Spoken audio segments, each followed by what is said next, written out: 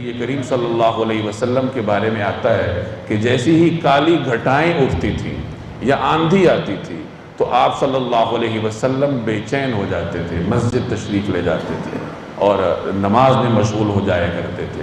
بعض روایات میں آپ کی بے چینی ایسی منقول ہے کہ آپ اتنے بے چین ہوتے تھے کہ کبھی اندر جاتے تھے کبھی باہر آتے تھے، کبھی اندر جاتے تھے کبھی باہر تشریف لاتے تھے۔ ایک مرتبہ آپ سے پوچھا گیا کہ یا رسول اللہ، جب کالی گھٹائیں اٹھتی ہیں تو آپ اتنے اضطراب میں کیوں آتے ہیں؟ تو آپ نے فرمایا کہ قوم عاد پر بھی ایسی کالی گھٹائیں اٹھی تھیں۔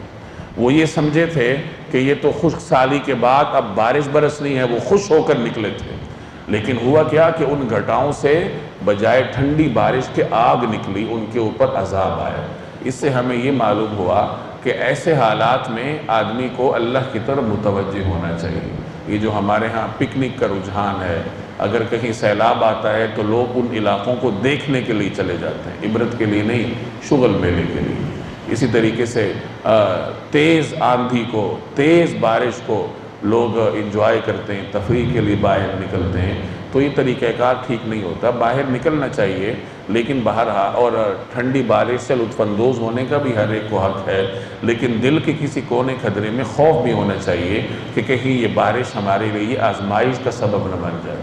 اور ہمارے ماحول میں تو بارش آزمائش کا سبب بنتی ہی رہتی ہے، آندھیاں بھی آزمائش کا سبب بنتی ہیں، سیلاب بھی آتے ہیں، اور اس میں جہاں اور حکمتیں ہوتی ہیں وہاں ہمارے گناہ بھی اس میں کار فرما ہوتے ہیں۔ اس لیے ایسے حالات میں جہاں آدمی دیگر کام کرتا ہے، بارش میں لوگ نہاتے ہیں اور کام کرتے ہیں، تو وہاں اللہ تبارک و تعالیٰ کا خوف بھی دل میں ہونا چاہیے، اللہ کی طرف متوجہ ہونا چاہیے۔